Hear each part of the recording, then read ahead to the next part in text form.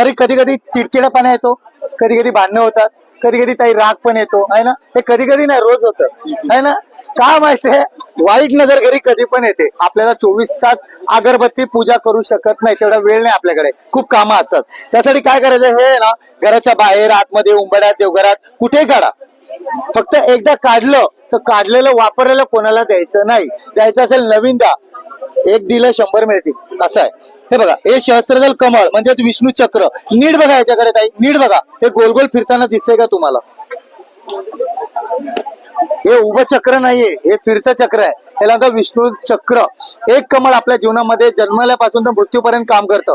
याच्यामध्ये 1000 कमळाच्या पाकळ्या म्हणजे सहस्त्रदल कमळ, विष्णू चक्र. हे नेहमी काय करतं, वाईट नजर खेचली जाते, घरामध्ये शांतता ठेवतं, चिडचिडापणा, भांडणं हे होऊ देत नाही. म्हणजे याचा प्रभाव कमी कमी करत बंद करतं. नाही तर काय ना काय कारण असलं, कारण लागतं फक्त कारण भांडायला, आणि ते रोज होतं. त्यासाठी हे काढत जा.